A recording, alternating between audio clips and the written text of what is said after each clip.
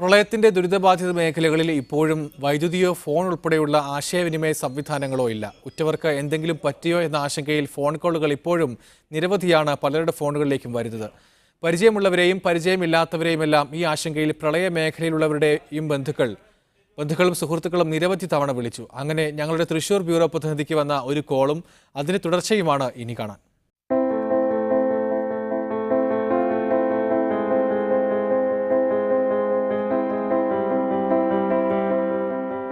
മാളയിലായിരുന്നു ഇന്നലെ വൈകിട്ട് ഞങ്ങൾ.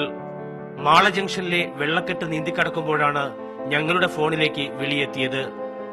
കഴിഞ്ഞ ദിവസങ്ങളിൽ ലോകത്തുള്ള മലയാളികളുടെ ഫോണിലേക്ക് വന്ന ആയിരക്കണക്കിന് സഹായ അഭ്യർത്ഥനകൾ പോലെ ഒരു വിളിയായിരുന്നു അത്. ഉറ്റവരെ കുറിച്ച് വിവരമില്ല.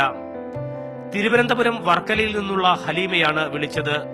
മകളെ കല്യാണം കഴിച്ച് അയച്ചത് മാള ബസ് സ്റ്റാൻഡിനടുത്തേക്ക്. കല്യാണം കഴിഞ്ഞിട്ട് 10 ദിവസം പോലും ആയിട്ടില്ല. മകളുടെ പേര് തൊയ്ബ. ഭർത്താവിന്റെ പേരും ഭർത്തൃപിതാവിന്റെ പേരും വീട്ടുപേരും പറഞ്ഞു. കരഞ്ഞുകൊണ്ടാണ് അവർ ഫോൺ വെച്ചത്.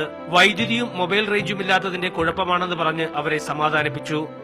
പിന്നെ ചെറിയൊരു അന്വേഷണം ഹലീമയുടെ തൊയ്ബയ്ക്കായി.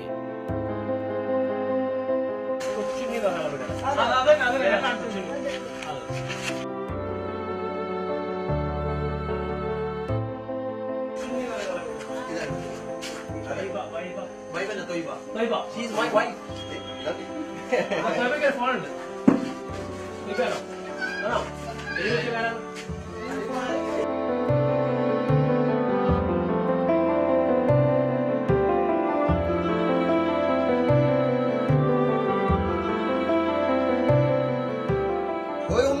ഒന്നും പറ്റില്ല.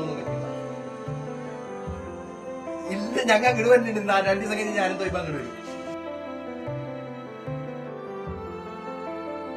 അപ്പൊ അവര് സന്തോഷമായിരിക്കുന്നു. ഇങ്ങനെ ഒരുപാട് ആളുകൾ ടെൻഷൻ അടിക്കുന്നുണ്ട് നിങ്ങളെ പോലെ.